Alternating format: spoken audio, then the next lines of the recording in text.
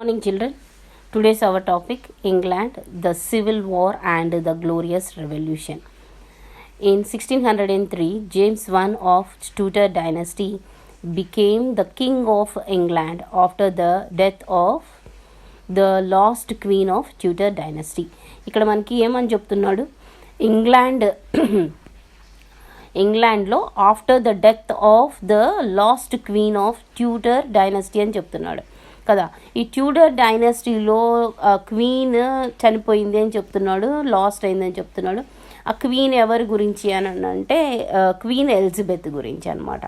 అయితే ఈమె చనిపోవడం వల్ల ఏమైంది, ఇంగ్లాండ్, స్కాట్లాండ్, ఐర్లాండ్ ఈ మూడు కలిపి ఉండే అనమాట ఇంగ్లాండ్లో డైనస్టీ కిందే.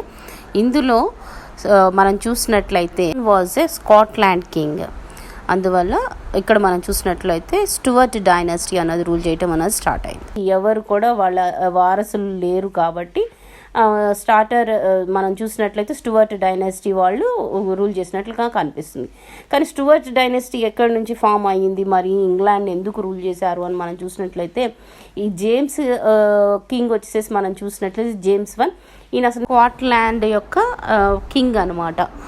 అది మనం చూసినట్లయితే మొదటిగా అసలుకి మనం ఆల్రెడీ చెప్పుకున్నాం కదా, ఐర్లాండ్, స్కాట్లాండ్, ఇంగ్లాండ్ ఈ మూడు కూడా ఏంటి అని అంటే 3 కింగ్డమ్స్ కలిసి ఉన్నదాన్ని ఇంగ్లాండ్ కింద పిలిచేవాళ్ళు అప్పట్లో. కాబట్టి క్వీన్ ఎలిజబెత్ చనిపోయిన తర్వాత ఆమె మ్యారేజ్ చేసుకోలేదు కాబట్టి ఆమె తరపున నెక్స్ట్ డైనస్టీ ఈ స్కాట్లాండ్ డైనస్టీలో ఉన్న కింగ్డమ్లో ఉన్న జేమ్స్ I ఏమయ్యాడంటే ఇక్కడ కింగ్గా రూల్ చేసినట్లుగా కనిపిస్తుంది. కాబట్టి ఇక్కడ మనకి స్టూవర్ట్ డైనస్టీ వాళ్ళు ఎంటర్ అయినట్టుగా మనకి ఉందన్నమాట. ఓకే, ఎలిజబెత్ ఎరా కనిపిస్తుంది. దీని మొత్తాన్ని కూడా, ఈ ఎరాని మొత్తాన్ని కూడా ఏమంటారు అని అంటే గోల్డెన్ ఎరా అని పిలుస్తారు అనమాట. ఓకే, నెక్స్ట్ మనం చూసినట్లయితే జేమ్స్ I డైనస్టీ మనకి కనిపిస్తుంది కదా, అదే మనకి జాకోబిన్ ఏజ్ అని కూడా పిలుస్తామన్నమాట. ఓకే, ఇది చాలా ఇంపార్టెంట్. జేమ్స్ I ఎరానే మనం జాకోబిన్ ఏజ్ అనేసి పిలుస్తాము. జాకోబిన్ ఏజ్ అంటే ఏదో అనేసి అనుకోవద్దు. జేమ్స్ I ఏజ్నే, ఆ పీరియడ్నే మనం జాకోబిన్ ఏజ్ అని పిలుస్తాం. ఈయన ఏజ్ ఎప్పుడు స్టార్ట్ అయింది అని అంటే 1603 నుంచి మన టెక్స్ట్ బుక్లో ఆల్రెడీ ఇచ్చారు. అక్కడ నుంచి 1625 దాకా జరుగుతుంది అనమాట. అయితే మరీ ముఖ్యంగా ఏంటి అని అంటే ఇక్కడ మనకేం చెప్తున్నాడు, he did not want the parliament to question him. ఆయన్ని పార్లమెంట్ అన్నది క్వశ్చన్ చేయటం ఈయనకి ఇష్టం లేదు. ఎందుకు అని అంటే మనం చూసినట్లయితే ఎక్కువగా బ్రిటన్లో క్వీన్స్ రూల్ చేసినట్లుగా మనకి కనిపిస్తాయి. ఎలిజబెత్ క్వీన్కి ముందు మేరీ అనే ఆమె కూడా రూల్ చేస్తుంది, క్వీన్ మేరీ రూల్ చేస్తుంది అనమాట. అలాగా వీళ్ళు ఎక్కువగా క్వీన్స్ రూల్ చేసే ఇది అనమాట. వాళ్ళు క్వీన్స్ రూల్ చేయటం కోసం అనేసి పార్లమెంట్ ఏదైతే చెప్తుందో ఆ డెసిషన్స్తో పాటు వీళ్ళు రూల్ చేసేవాళ్ళు క్వీన్స్. కాబట్టి అయితే వీళ్ళు కింగ్స్ వచ్చేసేసాలకే వీళ్ళు ఏమనుకున్నారంటే పార్లమెంట్ అంటే మనకు తెలుసు, దాంట్లో ఏముంటుంది, డెమోక్రసీ ఉంటుంది కదా. కాబట్టి ఈ డెమోక్రసీలో వాళ్ళు ఓటింగ్ సిస్టమ్ అన్నది తప్పకుండా ఉంటుంది. అలాంటి ఓటింగ్ సిస్టంలో ఏంటి అని అంటే మరీ ముఖ్యంగా మనం చెప్పుకోవాలి అని అంటే వీళ్ళ యొక్క లిబరల్ డెమోక్రసీ అనమాట వాళ్ళది. అంటే మన ఫర్ ఎగ్జాంపుల్ మన ఇండియాని చూసుకున్నాం అనుకోండి, మనది డెమోక్రసీ కంట్రీయే కానీ మన డెమోక్రసీలో ఏం లేదంటే లిబరల్ డెమోక్రసీ కాదు మనది. ఎందుకంటే డైరెక్ట్ డెమోక్రసీ, ఇండైరెక్ట్ డెమోక్రసీ అని రెండు ఉంటాయి. అంటే మన ఇండియా ఫాలో అయ్యేది ఇండైరెక్ట్ డెమోక్రసీ అనమాట. ఈ వీళ్ళది డైరెక్ట్ డెమోక్రసీ. అంటే ఏంటంటే ఒక లా అన్నది ఏదైనా కానీ చేస్తున్నారు అని అంటే అది పీపుల్ దాన్ని ఓకే చేయాలన్నమాట. అంటే ఫర్ ఎగ్జాంపుల్ ఇప్పుడు కరెంటు ఛార్జ్ పెంచుతున్నాము అన్నారనుకోండి, ఆ కరెంటు ఛార్జీని పెంచుతున్నామా లేదా అన్నది ఓటింగ్ సిస్టమ్ ఎవరిది అని అంటే అది ఓన్లీ ఫర్ ద కామన్ పీపులే అనమాట. వాళ్ళు అగ్రీ చేస్తేనే అది పార్లమెంట్లో పాస్ చేయాలి, అప్పుడు దాన్ని తప్పకుండా కింగ్ అగ్రీ చేయాలి. ఇలాంటి సిస్టమ్ వీళ్ళకు ఉంటుంది అనమాట. కాబట్టి పార్లమెంట్ యొక్క పవర్స్ ఎక్కువగా మనకి కనిపిస్తున్నాయి, అలాగే కింగ్స్ పవర్స్ తక్కువగా కనిపిస్తున్నాయి. ఇలాంటి టైమింగ్లో ఇది ఎవరికి నచ్చలేదు అని అంటే ఈ స్టూవర్ట్ డైనస్టీని ఎవరిదైతే ఉన్నదో ఈ జేమ్స్ Iకి నచ్చలేదన్నమాట. కాబట్టి పార్లమెంట్ ఈయన ఏ బిల్ చేసినా దానిపైన క్వశ్చన్ చేసే యొక్క అధికారం ఎవరికి కనిపిస్తుంది, పవర్ అనేసి మనం చూసినట్లయితే పార్లమెంట్కి ఆ పవర్ ఉన్నట్లుగా కనిపిస్తుంది. కాబట్టి ఇక్కడ నేను ఏం చెప్తున్నాడు, believed that the absolute power of the king were given by God, so the king rules by A divine right.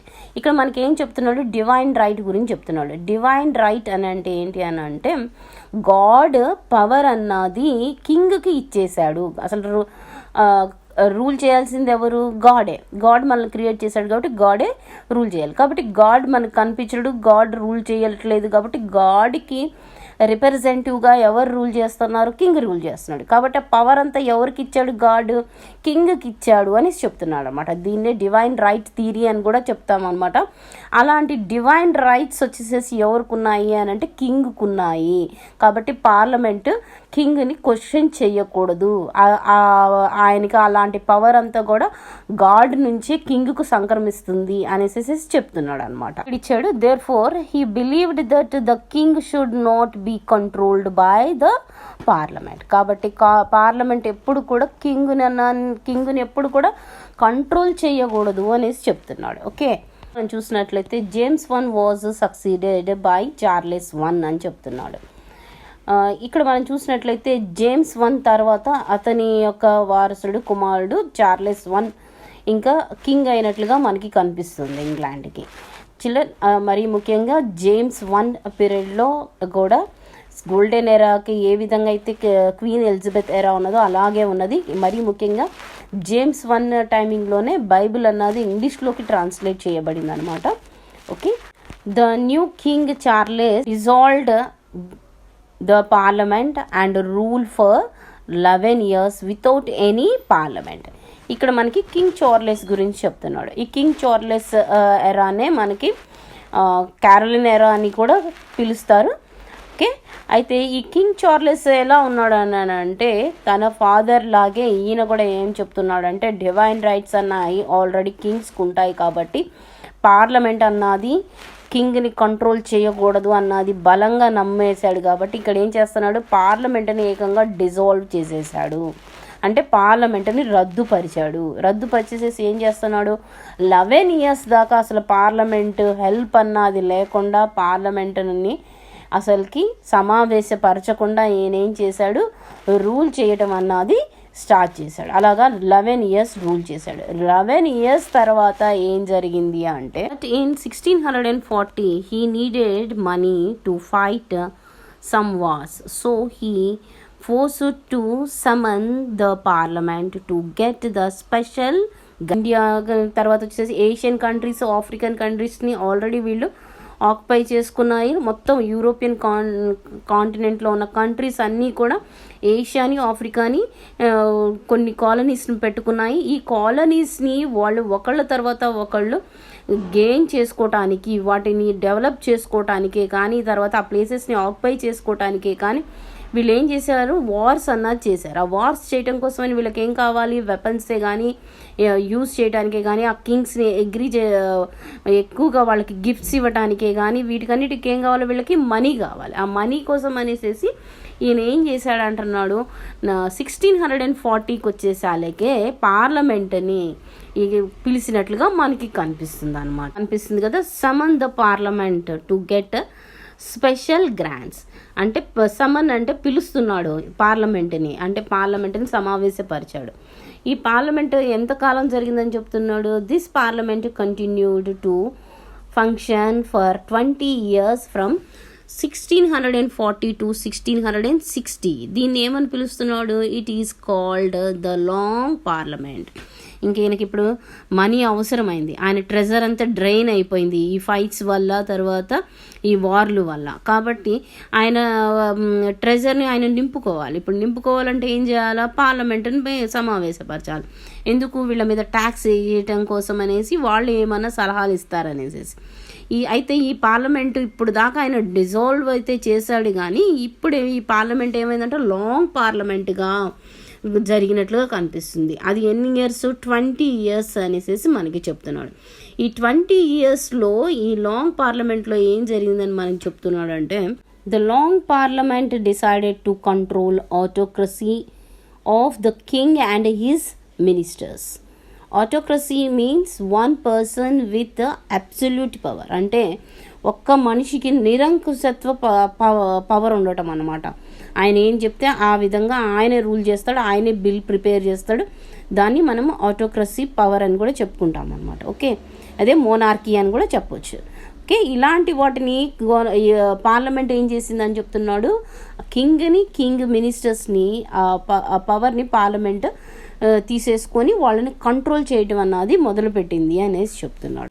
It stopped the working of special courts created by the king ఏవైతే special కోర్ట్స్ని పెట్టాడో వాటిని కూడా parliament ఏం చేసింది అని అంటే వాటిని కూడా స్టాప్ చేసేసింది పార్లమెంట్ అని చెప్తున్నాడు.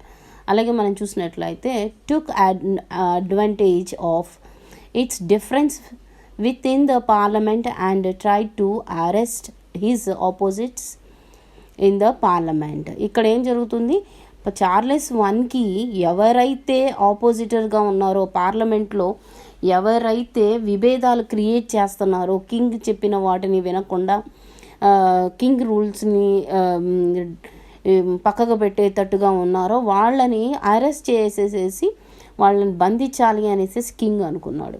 దాన్ని వాళ్ళు ఒప్పుకోలేదనమాట. కాబట్టి ఇక్కడ మనకి ఏం స్టార్ట్ అయినట్లుగా కనిపిస్తుంది, సివిల్ వార్ అన్నది స్టార్ట్ అయినట్లుగా కనిపిస్తుంది. అదే మనం ఇక్కడ చూసినట్లయితే ఎ civil war started between the parliamentary party and Kings party. అలాగే మనకి ఇక్కడ చూసినట్లయితే civil war started between the parliament party and Kings party which last for the 5 years. ఇక్కడ మనం చూసినట్లయితే 5 years దాకా ఆ సివిల్ వార్ అన్నది మనకి జరిగినట్లుగా కనిపిస్తుంది. అదే ఆ సివిల్ వార్ మనం చూసినట్లయితే the English civil war was a serious of battle fight between the Kings party and parliament party. Okay, అయితే ఇక్కడ మనకి ఏం కనిపిస్తుంది అని అంటే ఈ పార్లమెంట్ పార్టీలోని కింగ్స్ పార్టీలోని ఎవరు విన్ అయ్యారు అని అంటే పార్లమెంట్ విన్ అయినట్లుగా కనిపిస్తుంది 5 years ట్రబుల్ తర్వాత. అయితే ఎందుకు అని అంటే on one side were supported of కింగ్స్కి ఒకవైపు నుంచి సపోర్ట్ చేశారు, అదే చార్లెస్ 1కి. అలాగే మనం చూసినట్లయితే పార్లమెంట్ పార్టీకి సపోర్ట్ చేసింది ఎవరు, అందులో ఉన్న పర్సన్ ఎవరు అని మనం చూసినట్టయితే and one other were supported of parliament lead by Oliver Cromwell. ఈయన వల్ల పార్లమెంట్ పార్టీ గెలిచిందని మనం చెప్పుకోవచ్చు అనమాట. ఈయన ఒక ప్యూరిటన్ అనమాట. అది ప్యూరిటన్నే మనం ఇప్పటి కాలంలో ప్రొటెస్టెంట్స్ అని పిలుస్తాం అనమాట. దానివల్ల ఆ ప్రొటెస్టెంట్స్ వల్ల ఈ పార్లమెంట్ పార్టీ అన్నది గెలుస్తుంది. ఇది 5 years జరిగినట్లుగా కనిపిస్తుంది. ఆ నెక్స్ట్ మనకి ఏమని చెప్తున్నాడు, చార్లెస్ 1 వాజ్ డిఫీటెడ్ అని చెప్తున్నాడు. చార్లెస్ 1ని వీళ్ళు ఉరిదీయటం కూడా జరిగిపోయింది. దానివల్ల ఇక్కడ మనకి ఏం చెప్తున్నాడు, 1649కి వచ్చేళ్ళకే అండ్ ఇంగ్లాండ్ బికేమ్ ఏ రిపబ్లిక్గా ఏర్పడింది. ఈ రిపబ్లిక్ గవర్నమెంట్ ఎవరి ఆధీనంలో ఏర్పడింది అని మనం చూసినట్లయితే ఈ ఆలివర్ క్రాంవెల్ గవర్నమెంట్లో పార్లమెంట్ గవర్నమెంట్ పార్టీ తరపున ఏర్పడింది అనమాట. అయితే ఇక్కడ మనకి ఏం జరుగుతుంది అని అంటే అది ఎక్కువగా కంటిన్యూ అవ్వలేదు. ఓకే, ఎందుకు కంటిన్యూ అవ్వలేదు అని అంటే మనం ఇక్కడ చూసినట్లయితే ఈ ఆలివర్ క్రాంవెల్ వచ్చేసి మనం ఏమని చెప్పుకున్నాం, ఒక ప్యూరిటన్ అంటే ఒక ప్రొటెస్టెంట్ అని మనం చెప్పుకుంటున్నాం. అందువల్ల ఈయన ఏం చేసేవాడంటే ఎలిజబెత్ ఎరాలో ఏం జరిగింది అని అంటే మనందరికీ తెలుసు, జూలియట్ తర్వాత వాళ్ళ డ్రామాస్ కానీ అప్పట్లాగా మనలాగా సినిమాలు ఉండేవి కాదు, వాళ్ళకి డ్రామాసే ఉండేవి, ప్లే ఉండేది ఆ డ్రామాస్లో. అలాగా మనం క్వీన్ ఎలిజబెత్ ఎరాని గోల్డెన్ ఎరాగా చెప్పుకుంటున్నాం. అలాగా వీళ్ళకి ఎన్నో లగ్జరీ థింగ్స్ కామన్ పీపుల్ అనుభవించేవాళ్ళు అనమాట. ఆ డ్రామాసే కానీ ట్రాజడీసే కానీ నవల్సే కానీ వీటన్నిటి మీద ఏమైందంటే రిస్ట్రిక్షన్స్ అన్నాయి ఈ పార్లమెంట్ పెట్టేసింది. ఈ డ్రామాస్ అన్నవి ఎక్కువగా జరగకూడదు, ఏది జరిగినా కానీ ఏంటి అని అంటే హోలీ అంటే ఏంటి, బైబిల్కి సంబంధించిన డ్రామాసే జరగాలి, బైబిల్కి సంబంధించిన విధంగానే ఉండాలి, ఎవరు కూడా ఎక్కువగా లగ్జరీ లైఫ్ని లీడ్ చేయకూడదు, అలాగా ఉంటాయి అనమాట. దాన్ని ఎక్కువగా వీళ్ళు ఇష్టపడరు అనమాట. అదే మనకి ఇక్కడ చూసినట్టు మనకి ఇక్కడ ఏం చెప్తున్నాడు, however this experiment of a Republican government was not very successful and did not lost long అని చెప్తున్నాడు. కదా.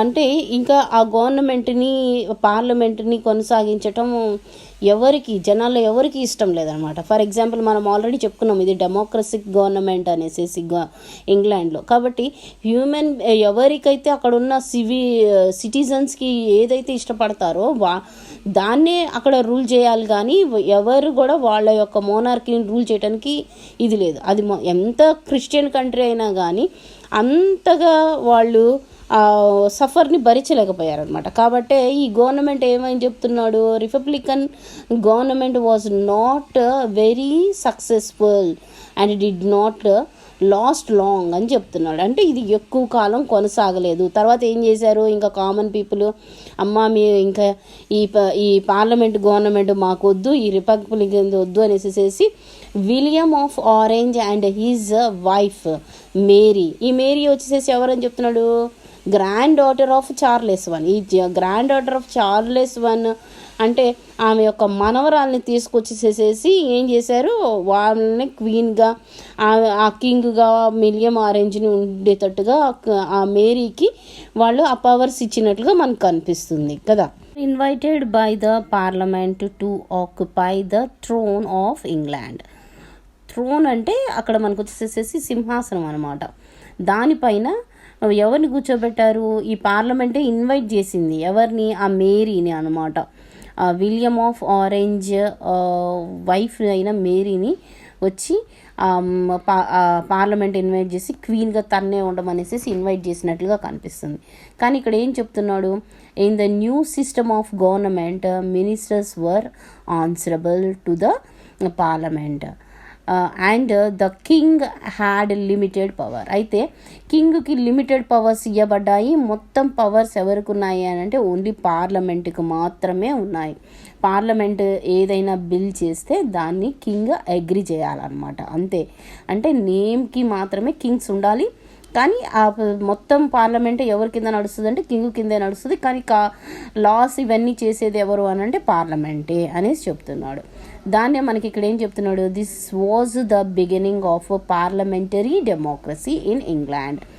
దీన్నే మనకేమని చెప్తున్నాడు, పార్లమెంటరీ డెమోక్రసీ అనేసి చెప్తున్నాడు అనమాట. అంటే మోనార్క్ పవర్ అంతా కూడా ఎవరి దగ్గర ఉంటుంది అని అంటే పార్లమెంట్ దగ్గర ఉంటుంది అనేసి చెప్పాడు. The power of the king was not a divine right but it was granted by the parliament. అంటే ఈ డివైన్ రైట్స్ మొత్తం ట్రాన్స్ఫర్ చేయబడ్డాయి. ఎవరికి ట్రాన్స్ఫర్ చేయబడ్డాయి అని అంటే పార్లమెంట్కి ట్రాన్స్ఫర్ చేయబడ్డాయి. అంటే ఈ కింగ్కి ఎవరికి కూడా డివైన్ రైట్స్ అన్నాయి ఉండవు అనేసి మనకి చెప్పాడు అనమాట. All this took place without shedding a drop of blood or firing a single shot. Okay, అంటే ఇక్కడ మనకి ఏం చెప్తున్నాడు, ఒక బ్లడ్ చుక్క కూడా పడకుండా, అలాగే ఒక గన్ అన్నది పేల్చకుండా ఏం జరిగింది అంటున్నాడు, ఈ రెవల్యూషన్ అన్నది కంప్లీట్ అయిపోయింది. అంటే మొత్తం కూడా ఈ గ్లోరియస్ రెవల్యూషన్ అని మనం చెప్పుకుంటున్నాం కదా, ఆ గ్లోరియస్ అంటే గ్లోరీగా జరిగిపోయింది. ఒక బ్లడ్ చుక్క కారకుండా, ఎవరు చంపుకోకుండా ఈ ట్రాన్స్ఫర్ అన్నది, డివైన్ రైట్ అధికారాలు అన్నాయి, పవర్ అన్నది పార్లమెంట్కి కామన్ పీపుల్కి ట్రాన్స్ఫర్ చేయబడింది అని చెప్పాడు అనమాట. దీన్ని మనం ఏం చెప్తున్నాడు, this transformation therefore is known as glorious or bloodless revolution. దీన్నే బ్లడ్లెస్ రెవల్యూషన్, గ్లోరియస్ రెవల్యూషన్ అంటున్నాడు. ఓకే, వాళ్ళు హై టర్మ్స్ వాడేవాళ్ళు కదా, బ్రిటిషర్స్ కదా, కాబట్టి గ్లోరియస్ అని దాన్నే బ్లడ్లెస్ అనేసి ఆ రెవల్యూషన్ అనేసి మనం చెప్పుకుంటాం అనమాట. ఎవరు కూడా చనిపోకుండా జరిగింది ఈ రెవల్యూషన్ అనేసి చెప్పాడు అనమాట. ఓకే, అదే రెవల్యూషన్ అంటే చేంజ్ అనమాట. ఎప్పుడూ లేనిది జరిగే చేంజ్ని మనం రెవల్యూషన్ అని చెప్పుకుంటాము. అది కూడా వాళ్ళకి జరిగితే. పాయింట్ మనం చూసినట్లయితే house of common which represented the middle class అనేసి మనం చూస్తున్నాం. అంటే ఏంటి, ఇక్కడ మనం చూసినట్లయితే ఒకవేళ ఈ గ్లోరియస్ రెవల్యూషన్ వల్ల టోటల్గా వీళ్ళకి పవర్స్ వచ్చినాయా అంటే అది గ్రాడ్యువల్గా వచ్చింది అని చెప్తున్నాడు. అంటే చిన్నగా క్రమంగా జరిగింది అని చెప్తున్నాడు. ఎలా జరిగింది అన్నది ఇప్పుడు మనం అసలుకి హౌస్ ఆఫ్ కామన్స్ అంటే ఎవరో మనం చూద్దాం. అది వచ్చేసి మిడిల్ క్లాస్ అని చెప్పుకుంటున్నాం. అది చూసినట్లయితే you will note that the glorious revolution did not and the power of the king or that of the old landlords. ఈ ల్యాండ్ లార్డ్స్ దగ్గర కొంత పవర్ ఉన్నట్లుగా మనకు కనిపిస్తుంది. అది మొత్తం పూర్తిగా అంతమైనట్లుగా మనకి కనిపించట్లేదు అనమాట. However it created a system in which there was sharing of power. ఇది ఇక్కడ ఏమైంది, పవర్ అనేది షేర్ అయింది అంటున్నాడు between the different segments. Slowly the control came into the hands of the House of Commons which represented the middle class. ఈ middle class వాళ్ళ చేతిలోకి చిన్నగా, మొదటిగా ల్యాండ్ లార్డ్స్ చేతిలో ఉన్నా కానీ చిన్నగా స్లోగా ఏమైంది, అది కామన్ పీపుల్ చేతిలోకి ఆ పవర్ అన్నది వచ్చేసింది అని చెప్తున్నాడు. ఏమైంది ఏంటి, పార్లమెంట్ ఇప్పుడు ఎవరి చేతిలో ఉందంటే మిడిల్ క్లాస్ చేతిలో ఉందన్నమాట. అంటే పార్లమెంట్ అంటేనే ఏంటి, ఓటింగ్ సిస్టమ్ అన్నది, ఎలక్షన్స్ అన్నది జరగాలి. కాబట్టి ఇక్కడ ఏం చెప్తున్నాడు, in this period only the people with land and property had the right to vote in the election to the parliament. పార్లమెంట్లో ఎవరు ఓటేసేవాళ్ళు అని చెప్తున్నాడు, ఎవరైతే ల్యాండ్ ఉంటుందో, ఎవరికైతే ప్రాపర్టీ ఉంటుందో, ఎవరైతే ఎడ్యుకేటెడ్ పీపుల్ ఉంటారో, ఎవరైతే ట్యాక్స్ పే చేస్తారో అలాంటి వాళ్ళకే వీళ్ళకి ఏమి ఇచ్చేవాళ్ళు, ఓటింగ్ రైట్ అన్నది ఇచ్చేవాళ్ళు అనమాట. అది ఇప్పుడు మారిందని చెప్తున్నాడు. ఇంకా the seats in different areas had not been allocated according to the population. As a result, many low population areas had a large number of seats, while high population areas did not have any seat. ఇక్కడ మనకి ఏం చెప్తున్నాడు, తక్కువ population ఉన్న చోట ఎక్కువ voting rights ఉన్నట్టుగా కనిపిస్తుంది. అలాగే ఎక్కువ పాపులేషన్ ఉన్న ఏరియాలో తక్కువ ఓటింగ్ సీట్స్ ఉన్నట్లుగా మనకి కనిపిస్తుంది అనమాట. అంటే వాళ్ళు ఏం చేస్తున్నారు, వాళ్ళు ఏమని అడుగుతున్నారు, the common people of England started asking for the right to vote and wanted change in the system. ఈ సిస్టమ్ ఏదైతే ఉందో, తక్కువ మెంబర్స్ ఉన్న ఏరియాలో, తక్కువ పాపులేషన్ ఉన్న ఏరియాలో వాళ్ళందరికీ ఓటింగ్ సిస్టమ్ ఉండటం, ఎక్కువ పాపులేషన్ ఉన్న ఏరియాలో తక్కువ మందికి ఓటింగ్ రైట్ ఉండటం అన్న దాన్ని చేంజ్ చేయాలి అనేసి వాళ్ళు అడిగినట్లుగా మనకు కనిపిస్తుంది. ఎవరు అడిగారు, కామన్ పీపుల్ అనమాట. కాబట్టి ఇక్కడ మనకి ఏం చెప్తున్నాడు, in 1832 the voting rights were given to more people. Some of the irregularities of the system were removed. ఏవైతే ఇర్రెగ్యులర్గా వాళ్ళకి అనిపించినాయో, అలాగా కామన్ పీపుల్ ఏదైతే కోరుకుంటున్నారో అది కానివన్నిటినీ కూడా ఏం చేశారు, వీళ్ళు ఆ సిస్టంలో నుంచి, వాళ్ళ పార్లమెంటరీ సిస్టంలో నుంచి రిమూవ్ చేసినట్లుగా మనకి కనిపిస్తుంది అనమాట. To vote was gradually extended to different sections of the population and eventually to all adults by 1928. 1928కి వచ్చేసరికి అన్ని సెక్షన్స్లో ఉన్న వాళ్ళ అందరికీ, పాపులేషన్ అందరికీ కూడా ఓటింగ్ రైట్ అన్నది ఇవ్వబడింది అనేసి చెప్తున్నాడు అనమాట. Thus the parliamentary form of government grown in stages in England. ఇలాగా స్టేజెస్గా 1832 నుంచి 1928 లోపలికి అందరికీ, ఆల్ అడల్ట్స్కి ఇవ్వబడింది ఓటింగ్ రైట్ అన్నది మనకి ఇచ్చాడనమాట. ఆల్ అడల్ట్స్ అంటే ఆ టైమింగ్లో 25 years ఉన్న వాళ్ళ అబోవ్ నుంచి ఉన్న వాళ్ళందరికీ ఓటింగ్ రైట్ ఉన్నదని అర్థం అనమాట. Okay, it become possible for the people of England to develop a parliamentary democracy. ఈ పార్లమెంటరీ డెమోక్రసీ వీళ్ళు సాధించుకోవడానికి ఎలా సాధ్యమైంది ఇంగ్లాండ్కి అని అడుగుతున్నాడు. చిల్డ్రన్, నేను మరీ ముఖ్యంగా చెప్తున్నాను, వీళ్ళది డైరెక్ట్ డెమోక్రసీ. అంటే వీళ్ళకి రెఫరెండం ఉంటుంది. ప్రతి ఒక్క, ఇప్పుడు వాళ్ళ ఓటింగ్ సిస్టమ్ కావాలని అడిగారు, ఎంతమందికి కావాలి, ఎలాంటి ఏరియాలో కావాలన్నప్పుడు ఫస్ట్ ఓటింగ్ అన్నది వాళ్ళ కామన్ పీపుల్ ఏదైతే చెప్తారో దాన్ని వాళ్ళు బిల్ చేస్తారు. కానీ మనకు ఎట్లా ఉంటుంది, మనం ఆల్రెడీ దాన్ని ఒక పాయింట్ రేజ్ చేసి అది వీళ్ళకి కావాలి అనేసి మనకి ఇస్తారు కదా.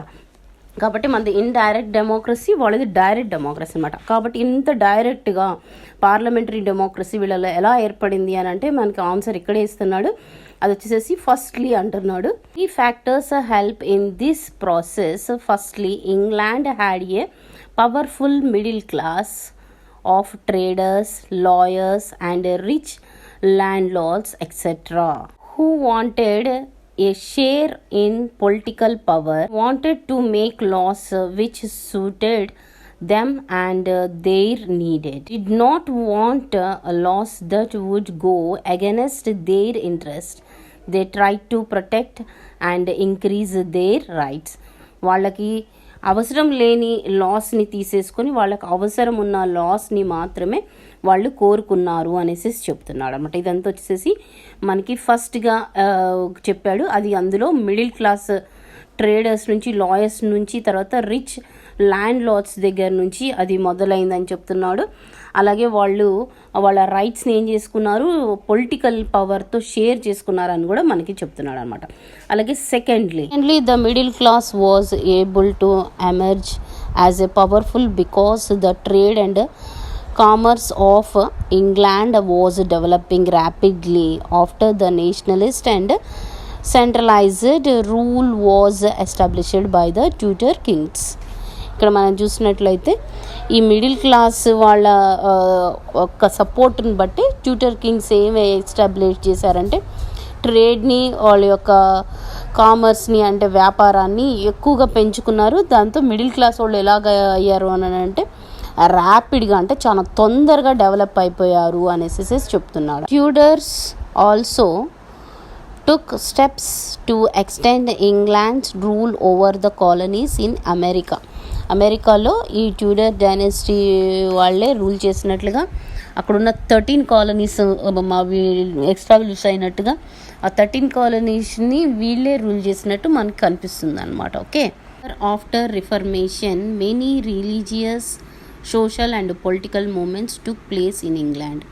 మనకి ఎప్పుడైతే గ్లోరియస్ రెవల్యూషన్, తర్వాత బ్లడ్లెస్ రెవల్యూషన్ జరిగిందో దాని తర్వాత నుంచి బ్రిటన్లో రిలీజియస్గా, సోషల్గా, పొలిటికల్గా చాలా చేంజెస్ వచ్చాయి అనేసి చెప్తుంది. These movements help people to think independently and fight for democracy and equality కోసమని, డెమోక్రసీ కోసం అనేసి అక్కడున్న పీపుల్ అందరు కూడా ఫైట్ చేసినట్లుగా మనకి కనిపిస్తుంది. తర్వాత they were several religious steps who were against the church controlled by the Kings and wanted religious freedom. వీళ్ళు ఇంకా ఏం కోరుకున్నారు అని అంటే చర్చ్ కంట్రోల్లో ఉన్న ఫ్రీడమ్ కూడా కావాలి, రిలీజియస్ ఫ్రీడమ్ కూడా కావాలని కోరుకున్నారు. అలాగే ఎందుకంటే ఇంగ్లాండ్లో వచ్చేసేసి ప్యూరిటన్స్ అండ్ క్యాథలిక్స్ అనేసేసి మనకి రిలీజియస్గా 2 గ్రూప్స్ కనిపిస్తాయి అన్నమాట.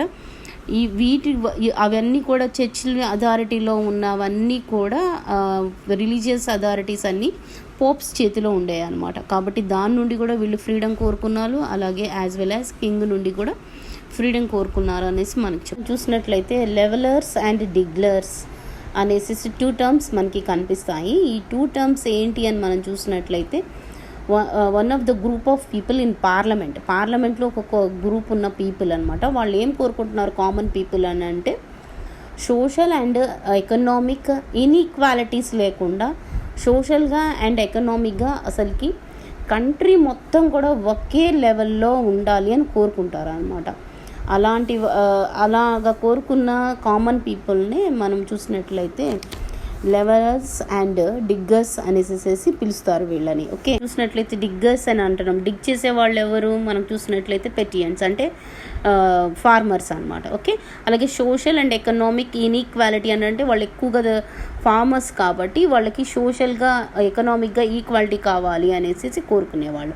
అలాగే ఇంకా ఏం కోరుకుంటున్నారంటే they were the democratic who believe that the all human beings are independent and should only accept laws which they have agreed to. నేను మీకు ఫస్ట్లోనే చెప్పాను, ఏవైతే కామన్ పీపుల్ కావాలని కోరుకుంటాడో దాన్నే వాళ్ళు లాగా తయారు చేయాలి, కానీ వాళ్ళు మోనార్కీగా కింగ్స్ చేసేది కాదు అనేసి మనం చెప్తున్నాడు అనమాట. అదే ఇక్కడ మనం చూసినట్లయితే all human beings are independent.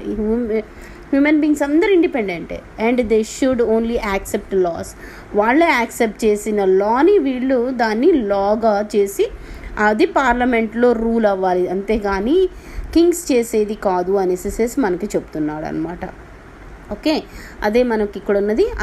ప్రీవియస్గా ఏది లీడింగ్ ఉన్నది అని అంటే కింగ్ సిస్టమ్, తర్వాత కింగ్ పవర్, తర్వాత privileges of landlords and బిషప్స్ది ఉండేది. కాబట్టి అవన్నీ కూడా పోయి వీళ్ళకి ఏం కావాలనేసి చెప్తున్నారు, పార్లమెంట్ డెమోక్రసీ కావాలి అనేసి చెప్పినట్టుగా మనకి కనిపిస్తుంది అనమాట. ఓకే, ఇదే లెసన్. నా ఎక్స్ప్లెనేషన్ మీకు నచ్చినట్లయితే లైక్ చేయండి, కామెంట్ చేయండి. ఇంకా నెక్స్ట్ మనం చూసినట్లయితే అమెరికన్ ఇండిపెండెన్స్ ఉంది, దాని గురించి అసలు అమెరికాకి 13 కాలనీస్ ఎలా వెళ్ళాయి, ఆ 13 కాలనీస్లో వెళ్ళిన వాళ్ళెవరు, ఎందుకు దానిని కాలనీగా చూశారు, ఇవంతా డిస్కషన్ మనం నెక్స్ట్ క్లాస్లో చూద్దాం. ఓకే.